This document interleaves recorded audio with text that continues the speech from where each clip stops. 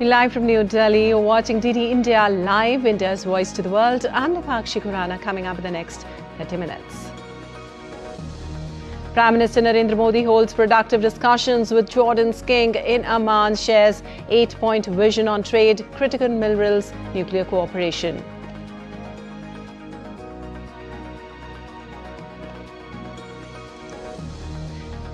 PM Modi appreciates Jordan's anti-terrorism stance, calls it a strong strategic message to humanity, reaffirms India's support for efforts being made to achieve durable peace in West Asia. India slams Pakistan at UN Security Council, calls it global epicenter of terror, reiterates call for urgent UNSC reforms.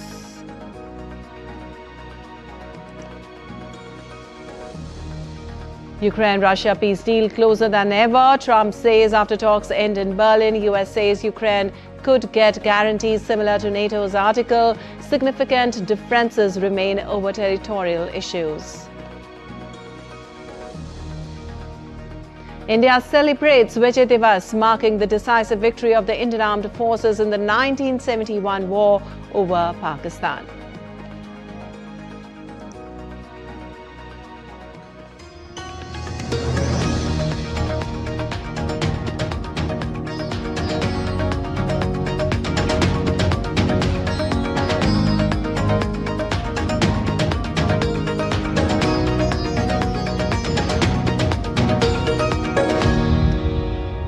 And on to the details now. Prime Minister Narendra Modi arrived in Amman on Monday, receiving a ceremonial welcome by Jordanian Prime Minister Dr. Jafar Hassan, marking a key moment in India-Jordan ties. Members of the Indian community in Amman gave a warm reception with cultural performances highlighting strong people-to-people links. Prime Minister Modi held talks with King Abdullah II, noting 75 years of India-Jordan diplomatic relations and calling for deeper cooperation. DD India's correspondent Tapas Bhattacharya reports for more. Prime Minister Narendra Modi arrived in Amman, marking a landmark moment in India-Jordan relations. In a special gesture reflecting the depth of bilateral ties, PM Modi was warmly received at the airport by Jordan's Prime Minister. Members of the Indian community in Amman gathered in large numbers to welcome the Prime Minister, waving Indian flags and raising spirited chants of Modi Modi and Bharat Mata Ki Jai. As he arrived at his hotel, PM Modi greeted the crowd, interacted with children and witnessed a vibrant cultural performance, highlighting the strong people-to-people connect.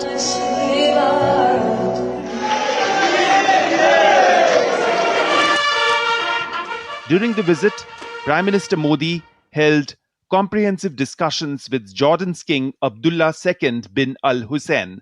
Your Majesty, expressing gratitude for the warm hospitality, PM Modi noted that India and Jordan are celebrating 75 years of diplomatic relations this year. He said the milestone would inspire renewed momentum in cooperation. इस वर्ष हम अपने राजनयिक संबंधों की 75वीं anniversary मना रहे हैं। यह मील का पत्थर हमें आने वाले कई वर्षों तक नई ऊर्जा के साथ आगे बढ़ने के लिए प्रेरित करता रहेगा। मुझे पूरा विश्वास है कि आज की बैठक से हमारे संबंधों में गति और गहराई एक नया रूप धारण करेगी। हम trade, fertilisers, digital technology, infra और पीपल टू पीपल टाइज जैसे क्षेत्रों में सहयोग आगे बढ़ाएंगे। The Prime Minister also praised Jordan's positive role on Gaza and reiterated a shared, firm stand against terrorism, extremism and radicalization. Gaza पर शुरुआत से ही आपकी बहुत सक्रिय और सकारात्मक भूमिका रही है। हम सभी की आशा है कि क्षेत्र में शांति और स्थिरता बनी रहे। आतंकवाद के विरुद्ध हमारा साझा और स्पष्ट रुख है। आपके नेतृत्व में जॉर्डन ने आतंकवाद, उग्रवाद और रेडिकलाइजेशन के खिलाफ पूरी मानवता को एक सशक्त और रणनीतिक संदेश दिए हैं। रिस्ट्रिक्टेड बैठक के दौरान हमने इस महत्वपूर्ण क्षेत्र में सहयोग को और मजबूती देने पर चर्चा की। King Abdullah II described the visit as a reflection of decades of friendship and mutual respect. He said the partnership has expanded across sectors, and this visit offers an opportunity to chart new paths of cooperation in industry, pharmaceuticals, agriculture, energy, and other promising areas, benefiting the people of both nations. This visit reflects decades of friendship, mutual respect, and productive cooperation between our two nations. Our nations enjoy a strong partnership and a shared desire to advance prosperity for our peoples. And over the years, our collaboration has expanded across multiple sectors. Your visit today provides an important opportunity to chart new paths of economic cooperation across industry, ICT, pharmaceuticals, agriculture, energy, and many more promising fields of mutual benefits for our people. Prime Minister Modi's Amman visit signals a renewed momentum in India-Jordan relations as both countries look to strengthen their partnership for the future. Prime Minister Narendra Modi's visit to Jordan underscores the growing depth of India-Jordan ties. With strong political trust, especially in economic cooperation and shared commitment to peace and moderation, both nations are set to take the 75 years of partnership to new strategic level. With camera person Ashish, this is Taposh Bhattacharya for DD India from Amman, Jordan. And India and Jordan held delegation-level talks in Amman. Both sides held a wide range of discussions in areas of mutual and regional issues. In opening remarks, Prime Minister Modi said that both nations enjoy a strong partnership and both sides have agreed to take positive ideas for taking India-Jordan relations to new heights. इस वर्ष हम अपने राजनयिक संबंधों की 75वीं anniversary मना रहे हैं। यह मील का पत्थर हमें आने वाले कई वर्षों तक नई ऊर्जा के साथ आगे बढ़ने के लिए प्रेरित करता रहेगा। मुझे पूरा विश्वास है कि आज की बैठक से हमारे संबंधों में गति और गहराई एक नया रूप धारण करेगी। हम trade, fertilisers, digital technology, infra और पीपल टू पीपल टाइज जैसे क्षेत्रों में सहयोग आगे बढ़ाएंगे। Well, Jordan King Abdullah II bin Al Hussein said that Prime Minister Modi's visit reflects decades of friendship, mutual respect and productive cooperation between the two nations. He added that today's visit provides an important opportunity to chart new paths of economic cooperation. This visit reflects decades of friendship, mutual respect and productive cooperation between our two nations. Our nations enjoy a strong partnership and a shared desire to advance prosperity for our peoples. And over the years, our collaboration has expanded across multiple sectors. Your visit today provides an important opportunity to chart new paths of economic cooperation across industry, ICT, pharmaceuticals, agriculture, energy, and many more promising fields of mutual benefits for our people.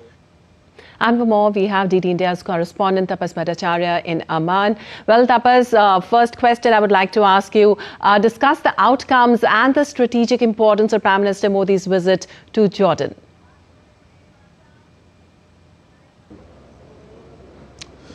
So, Prime Minister Narendra Modi's visit is being seen as a milestone, especially as India and Jordan mark 75 years of diplomatic relations. The strong symbolism from a ceremonial reception to the warm diaspora welcome sets the tone for a deeper engagement. Substantially, the leadership level talk signals a push to broaden cooperation beyond the traditional areas into trade, digital technology, then infrastructure and people-to-people exchange. This visit is expected to add strategic depth and long-term direction to the partnership. Well, Tapas, also, what are the key pillars of India-Jordan cooperation? Why are they important in the current West Asian regional context? In fact, discuss the significance of India-Jordan relations in promoting regional stability and peace, especially. So trade, technology and security are central to India-Jordan cooperation, particularly in a region facing multiple challenges. Both sides actually share a clear stance against terrorism, extremism and radicalization. And Jordan's role in promoting moderation is widely appreciated by India, in fact the whole of West Asia. Economic cooperation in areas like ICT, fertilizers, energy and pharmaceuticals can also create a tangible benefit for both the countries. Together, these discussion underlines a partnership focused on stability, growth and regional peace. All right, Tapas, thank you so much for all those details. And moving on, India's External Affairs Minister Dr. S. Jaishankar on Tuesday co-chaired the 16th India-UAE Joint Commission and the 5th Strategic Dialogue with UAE Deputy Prime Minister and Minister of Foreign Affairs Sheikh Abdullah bin Zayed Al Nahyan in Abu Dhabi. During the meeting, the two sides comprehensively reviewed their comprehensive strategic partnership and identified key priorities for future cooperation. During the dialogue, the External Affairs Minister highlighted the significant growth in bilateral trade, investment, fintech and digital connectivity following the implementation of the Comprehensive Economic Partnership Agreement (CEPA) in 2022 and the Bilateral Investment Treaty in 2024. Now, he also underlined the vast potential in connectivity and logistics, both bilaterally and through initiatives such as IMEC. Dr. Jaishankar said the two sides also discussed expanding energy collaboration with a particular focus on civil nuclear cooperation as well as consolidating defense and security cooperation. Other key areas of engagement included strengthening educational ties, enhancing cultural exchanges and people-to-people linkages, and exploring new frontiers of cooperation in critical minerals, space and polar research.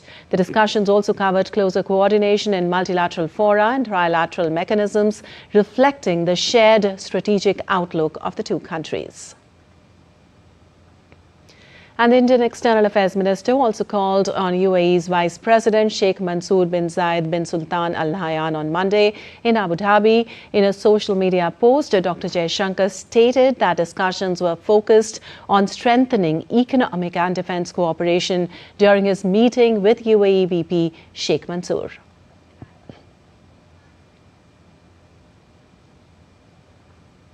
And India called for more reforms in the United Nations Security Council to make it fit for purpose to tackle contemporary challenges in an urgent global imperative. Points.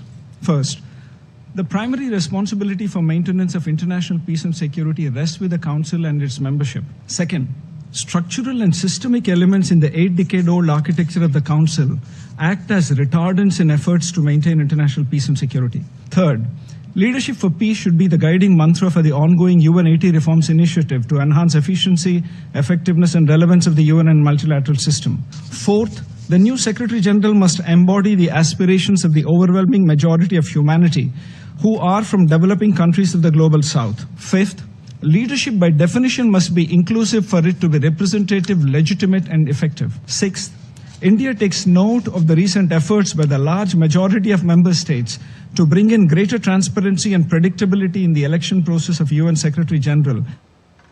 Well, India once again slammed Pakistan in an open debate on leadership for peace in the United Nations Security Council. India's envoy to UN, Parvataneni Harish, has said that Pakistan is the global epicenter of terror, need to credibly and irrevocably end its support for cross-border and all other forms of terrorism. A serving non-permanent Security Council member that chooses to further this obsession in all meetings and platforms of the UN in pursuit of its divisive agenda cannot be expected to fulfill its designated responsibilities and obligations. With abiding faith in multilateralism, India reiterates that we stand ready to contribute towards working for peace, security and prosperity for all. While giving a befitting reply to Pakistan on its unwarranted reference to Jammu and Kashmir in an open debate, Ambassador Harish Parvataneni also stated that Pakistan has a unique way of respecting the will of its people by jailing a PM, by banning the ruling political party and by letting its armed forces engineer a constitutional coup. Pakistan, of course, has a unique way of respecting the will of its people. by jailing a prime minister, by banning the ruling political party, and by letting its armed forces engineer a constitutional coup through the 27th Amendment and giving lifetime immunity to its Chief of Defense Forces. Let me be clear. India will counter Pakistan-sponsored terrorism in all its forms and manifestations with all its might. And moving on, India observes Vijay Divas every year on December 16th to mark the win over Pakistan in the 1971 war.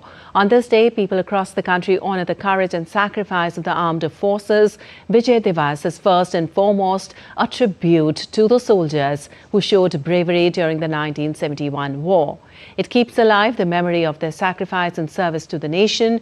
Vijay Divas brings a sense of unity and pride. It reminds the citizens of the importance of protecting the country's freedom and respecting those who defend it.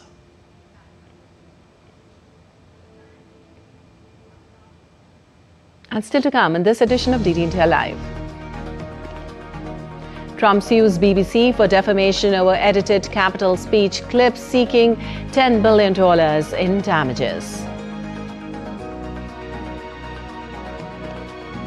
Mars suspect remains at large after Brown University shooting leaves 2 dead and 9 injured.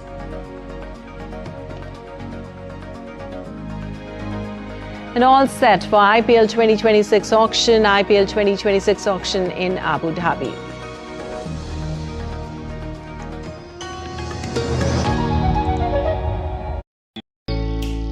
Jharkhand will mesmerize you with majestic nature, rich heritage and colorful culture. Hello. Johar. It fits perfectly. Thank you. Full workout ho gaya. Ready?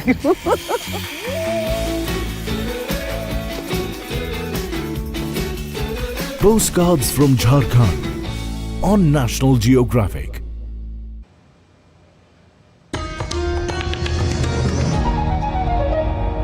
Welcome back. You're watching DD India Live. I'm Nipakshi Kuran, and moving on, US President Donald Trump said a deal to end the Russia-Ukraine conflict was closer than ever as European leaders proposed a multinational force to enforce a possible peace agreement. The remarks follow talks in Berlin with the Ukrainian President Volodymyr Zelensky and leaders from Britain, France, Germany and NATO. And I think we're closer now, and they will tell you that they're closer now. We had numerous conversations with President Putin of Russia, and I think we're closer now than we have been ever, and we'll see what we can do. We want to save a lot of lives. We sell equipment to NATO. We don't spend any money, but we do want to see if we can save a lot of lives. Well, the European leaders backed US-supported robust security guarantees, including continued military aid to Ukraine and a US-led ceasefire monitoring mechanism.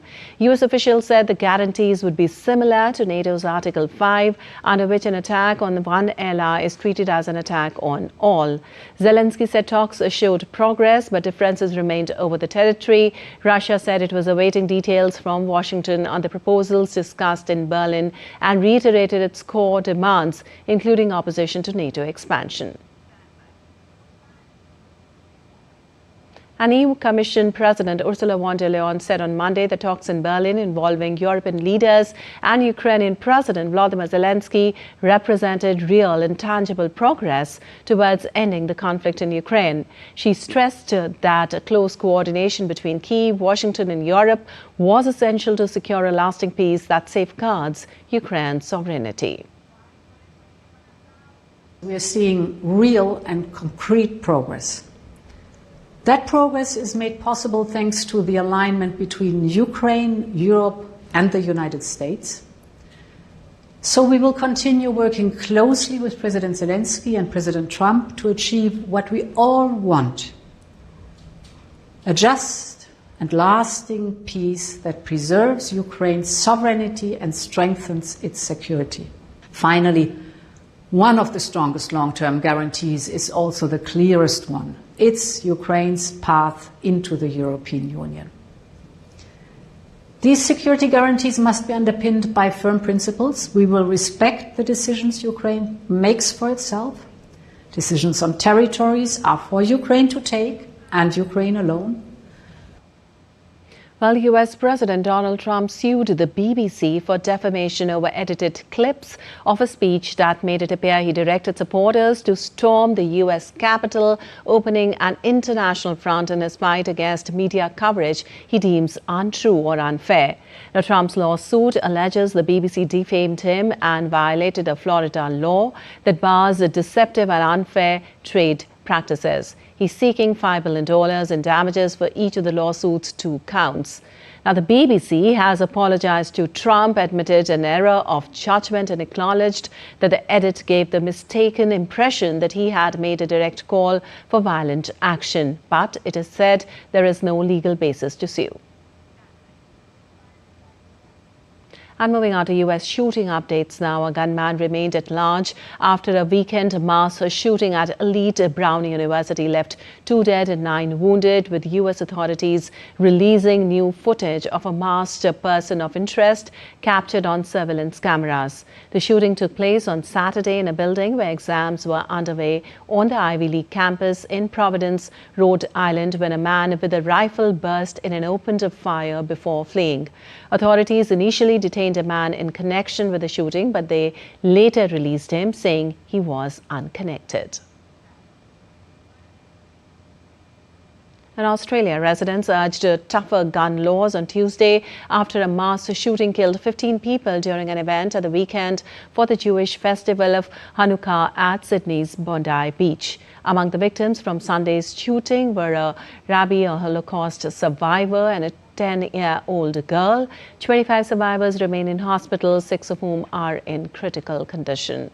The victims' ages range from 10 to 87. Alleged gunman was killed by the police, while his alleged accomplice and son is in hospital with gunshot wounds suffered during an exchange of fire with the police.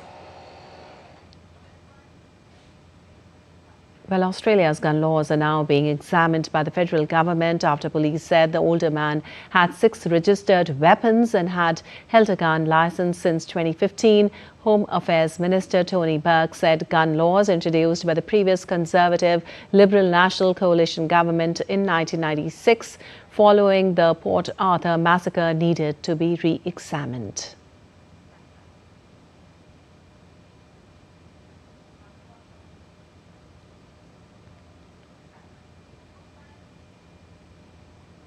And moving on, the son of Hollywood actor and filmmaker Rob Reiner has been arrested and charged with the murder of his parents after they were found dead in their home over the weekend.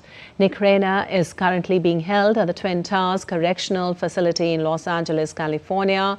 Reiner was arrested on Sunday night and is being held in jail with no bail, the police department said in a press release.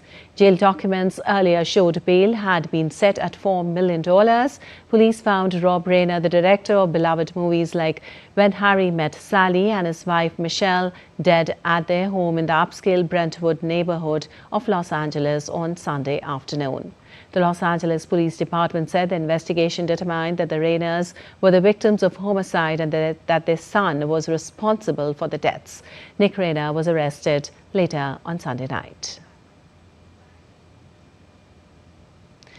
And on to some sports news now. The Lionel Messi Goat to India Tour 2025 lit up Delhi with a spectacular football celebration at the Arun Jaitley Stadium. Lionel Messi, accompanied by Luis Suarez and Rodrigo de Paul, spent time with Minerva Academy youngsters, interacting with them, posing for photos and taking part in brief rondo session. Messi also met ICC Chairman Jay Shah, Delhi Chief Minister Rekha Gupta and DDCA President Rohan Jaitley. And the Indian Premier League 2026 auction will host 350 players to go under the hammer as teams aim to complete their requirements ahead of the upcoming season. The auction will take place at the Etihad Arena in Abu Dhabi, with the first 70 cricketers set to be called out manually by the auctioneer on Tuesday. Over the course of the day, 238 uncapped players will be up for grabs, while only 77 spots are available across the 10 franchises. Many big names like Cameron Green, Venkatesh Iyer, Liam Livingstone are in the auction pool and are expected to fetch a whopping sum at the auction. Now, the three-time champions Kolkata Knight Riders will be coming in with the biggest purse of $7.1 million US. And Team India all-rounder Akshar Patel has been ruled out of the remaining 2 T20 internationals against South Africa due to illness. Akshar Patel is with the team in Lucknow, where he will be further medically assessed. The selection committee has named Shahbaz Ahmed as his replacement for the T20 international in Lucknow and Ahmedabad. Akshar played the first 2 T20 international matches for India against the Proteas and picked up a total of 3 wickets. Akshar's replacement Shahbaz has played 3 ODIs and 2 T20 internationals for India, but his last appearance for the Men in Blue was against Afghanistan in Hangzhou during the Asian Games in September 2023. All right, that's all for this edition of DD India Live. Well, let us know your thoughts on the news of the day. For those on the go, you can get all the latest news and updates from India and across the world in the DD India mobile app. The app is available on both Android and iOS platforms. Scan the QR code on the screen to download now. We'll be back with more news as it breaks here on DD India. I'm Lipakshi Khurana from all of us here in Delhi. Thanks for watching DD India Live.